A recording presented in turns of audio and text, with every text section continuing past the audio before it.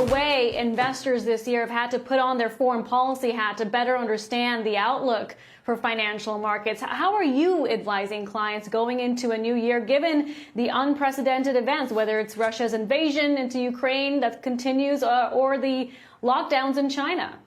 So I think the way we're looking at it is obviously having this diversified portfolio, but the emphasis really is on companies that have pricing power, companies that have products that consumers and end markets actually need and can actually either keep their prices or raise their prices. So really those that can partake in inflationary actions as opposed to kind of having deflation. So for example, consumer staple companies, companies like a Haleon that is in the consumer goods, company like Coca-Cola, Pepsi, Nestle, Diageo. The other benefit of these companies also, and then you mentioned this, is we feel like the dollar is going to start peaking pretty soon as the Fed starts getting to terminal rates. That is going to put some pressure on the dollar. So all these companies are global companies, international companies. Their earnings are going to translate into more earnings in the U.S. So that sector is one that we're definitely overweight. The other one that we really like also as a defensive place is healthcare. You've got companies in there that are not cyclical to the economy. They've got products that they're going to be using, they're going to be selling. So I'll give you an example of a Glaxo that trades at 10 times earnings with a 4% yield. They have one of the largest pipelines for vaccines that people haven't used in 2 years. So, you've got them, you got Bristol Myers, Johnson & Johnson, a whole bunch of companies like that can actually protect against inflation, can raise prices, and the consumer's kind of using them. So those two sectors are things that right now, for example, we like. Gilbert, you just heard Sarat there list some stocks and sectors that he's a fan of. You're focused a bit more on fixed income. Bonds are supposed to provide a good counterbalance to stocks in this type of environment, but that hasn't really worked. Does that change? Yes, and I'll frame it in two ways. First, I'll talk a little bit about inflation, and second, I'm going to talk about bonds in general. And my view to the financial advisors is this is the perfect time to be buying bonds. This is not the time to be leaving that asset class. Why? Because I believe the worst is behind us. If you look, we have real rates very high. We have nominal rates high. And just think of it this way, Seema. The 2-year yield right now yields about 4.30 or so. If you look over a year horizon, rates would have to go up another almost 250 basis points before you lose on buying that 2-year treasury. I mean, this is an extraordinary time to be buying bonds and moving into the sector.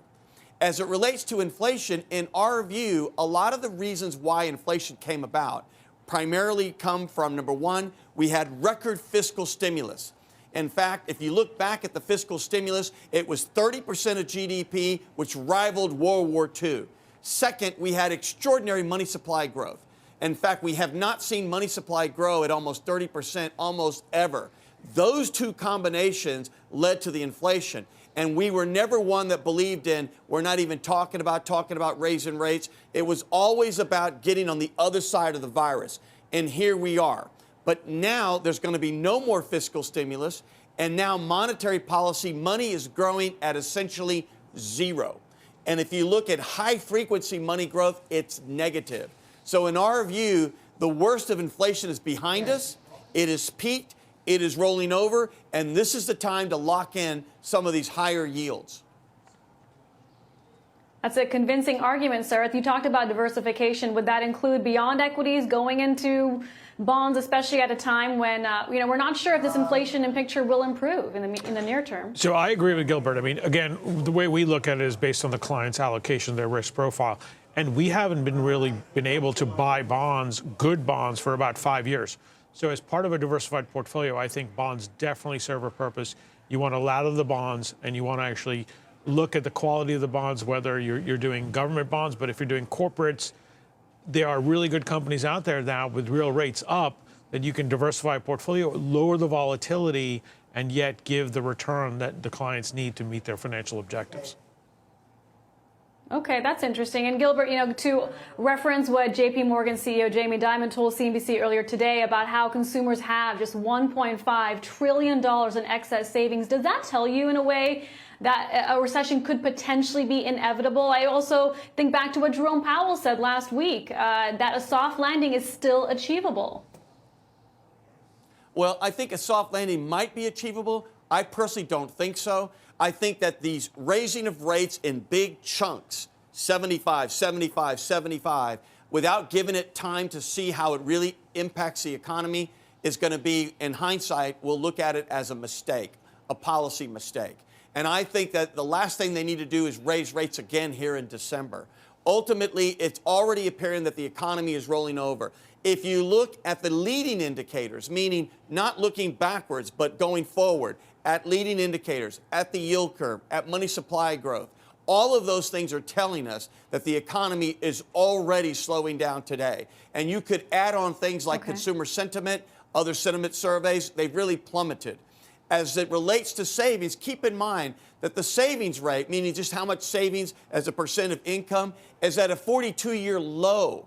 And so, in essence, we see all the precursors to what will be a recession. How deep and how long depends on Fed actions going forward.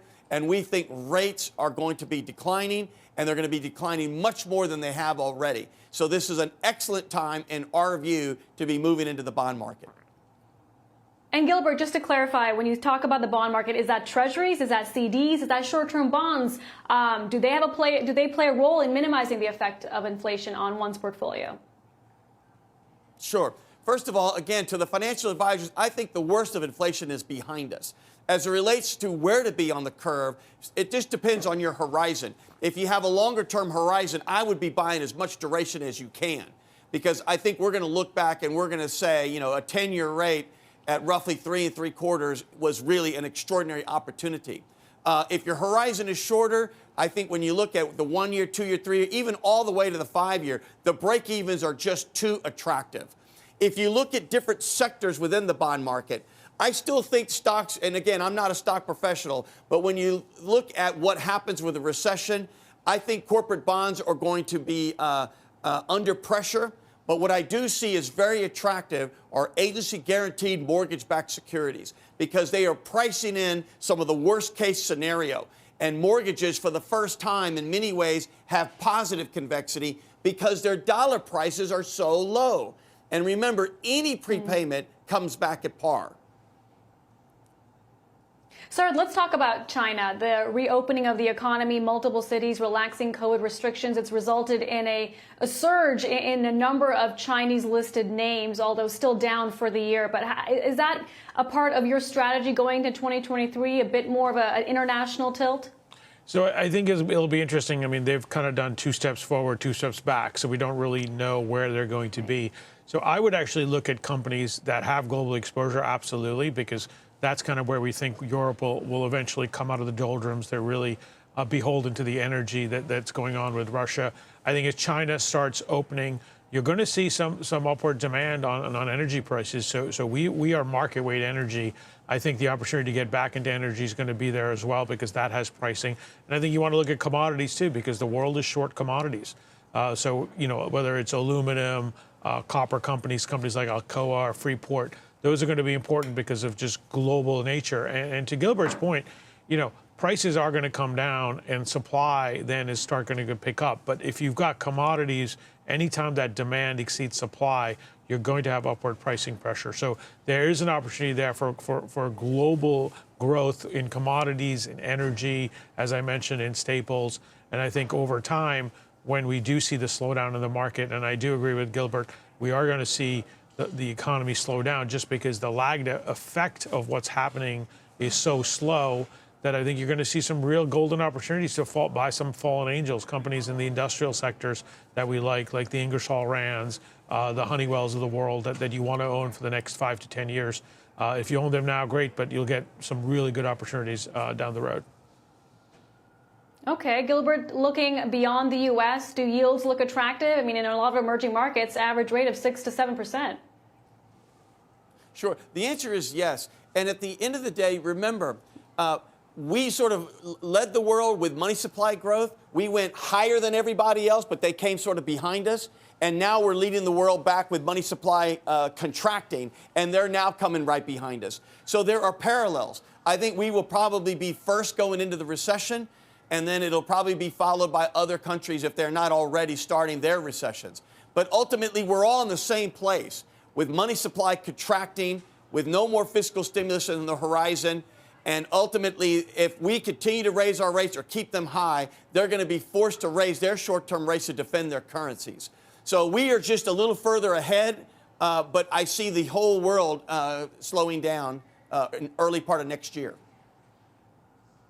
Sarat, what about tech? It's been a winning trade in other years. This year, not so much. Extremely volatile. To your point about the dollar, huge effect on these major multinationals. Does this story turn at all in 2023? I think one of the lessons learned here, Seema, is that in the last 10 years, every time you bought tech, when we had a pullback, it worked.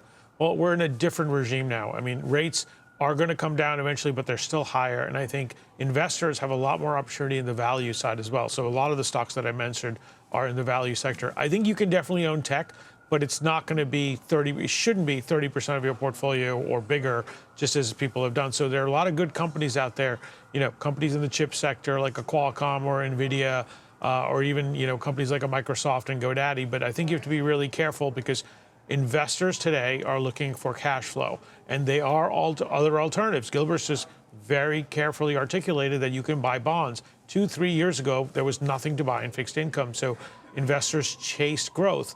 Today, you want cash flows, you want companies that have cash flows today, and you don't just want to chase the price to sales model that worked for the last 5 to 10 years. Gilbert, there were some financial advisors talking about the interest in credit and higher yield, especially if we are entering an environment where Powell stays higher for longer. What would your response be to that? Are there opportunities there? Well, I think there are some opportunities if you're willing to experience some near-term pain.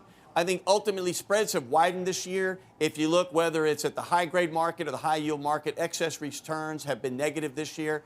I think there's still more negative pain to go early next year. Remember, like anything else, the time to move into any asset class is always when everybody's moving out, when everybody's scared, when people are just capitulating. And I think that's where we are with interest rates, which is why I think it's a great time to buy bonds. I don't think we're quite there with corporate bonds yet. Okay, Sarat, we have an audience question for you. Best place to buy commodities, is it standalone stocks or ETFs? And any ones you can name? I think it's standalone stocks, because when you buy the ETF, you're kind of buying everything in there. So the two companies that we like first is copper with Freeport-McMoRan. Copper demand, if you just look at kind of where we are in the cycle, it's not just when you're building kind of new factories that we're doing in onshoring, but it's all these EV cars. Every one of the EV cars, the batteries, the cars need copper. So that's going to be global demand. So we like that. The other one is aluminum. So an Alcoa in that sense. As China starts picking up, as the world kind of has not built aluminum smelters in a long time. So those two today are the ones that we like. I would stay away from the ETF because you're going to buy everything else in there. Gilbert, I know you're focused more on the fixed income side of things, but just this idea, the energy sector taking out more debt. I'm just curious if any color you wanted to add to this discussion around energy. Well, I think with energy, I think there's going to always be a long-term need for fossil fuels. And so I wouldn't be fearful of we're going to be getting out of fossil fuels. I think that momentum will continue, but I think it'll be incremental. I think the most important thing I would leave to the financial advisors is that if you look, active management in fixed income, particularly high-quality fixed income, works. And all you got to do is look at the data, which is if you look at the aggregate bond index or any other index that's just as a basket of bonds, the index is, whether it's 10 years, 15, 20, 25 years, is in the bottom quartile. In many cases, in bottom decile, which means active management is working and it's adding value. And it's doing it at a time when fixed income management fees are historically at their lowest point ever. And so I think this is a great time to go into the bond market, and I would encourage them, all the advisors, to look at that. Sarah, the question here, is crypto a sensible inflation hedge going into 2023?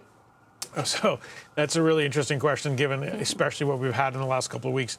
So our view is so I'm a regulated advisor by the SEC. So until the SEC kind of regulates this industry, it's very hard for us to put our clients into it. Separate from that, to your question, it has not been proven to be a hedge at this point. Crypto right now is still the wild, wild west. The blockchain technology is really important. There's going to be ways that people want to invest in it, just like the internet was in the early 90s. But I think it's a little too early to get in there, just as what you've seen with FTX, you've seen with what else is going on. It's definitely an asset class that one needs to watch. I don't think it's the hedge right now to inflation, but it is something that we will be looking at closely and just trying to understand and monitor to see where really the opportunity is going to be. Gilbert, Seema, do you can agree, I comment or is crypto a no touch? Yeah, please. Yeah, thank you. My view on crypto is I always say to my colleagues at my firm and to others, if I don't understand something, I stay away from it. And so I just don't understand the whole blockchain technology, how the mining works. I just don't quite understand it. And that is why if there's something I don't understand, in my view, it is a recipe for trouble. And so I would stay away from it. I think there are better opportunities. It may not be the home run, but it also won't be the terrible strikeout washout either. Okay, makes sense. Sarah, one follow-up question to the one I asked before from an audience member. How do you feel about precious metals as an inflation hedge? So going beyond oil. So I know that when we get asked this question a lot, whether it's gold stocks, silver stocks, et cetera. So historically, kind of what I found is I haven't really made a lot of money holding them because it's really becomes more of a trade play. And really, I would rather have sources of value. So that's why I like the companies that have, for example, I was mentioning copper. So I can actually use, the gold in some way where you really don't have much of a use. So we've kind of stayed away. We've invested in the past, and companies like Newmont really haven't done well over time. So our personal bias is much more towards investing in commodity companies as opposed to kind of store of value companies like in gold and silver. Gilbert, one audience member asking you to review the points you made earlier about break-even rates for 2 to 5 year treasuries. Can you repeat your targets there? Sure. Let me go through that again, and let me just explain break-even for our question there. So if you consider that a 2-year bond yields around, I'm just going to use easy math here and round it, 4.3%. And so if the duration of that 2-year, I'm just going to round it to say 2%. That means if rates were to rise 100 basis points, you would lose 2%. Well, if it's already yielding over 4, you have room for rates to rise over 200 basis points. So in other words, the only way you could lose money on that trade is if you think the 2-year Treasury yield is going to go to somewhere in the order of 7 or almost 7.5%, which means 2.5 higher than the 4.5. You follow me? So in other words, if you're yielding and picking up all that yield, you got to give it up somewhere in price. And over a 1-year horizon, you have plenty of room for that price to fall quite a bit before you lose on that trade.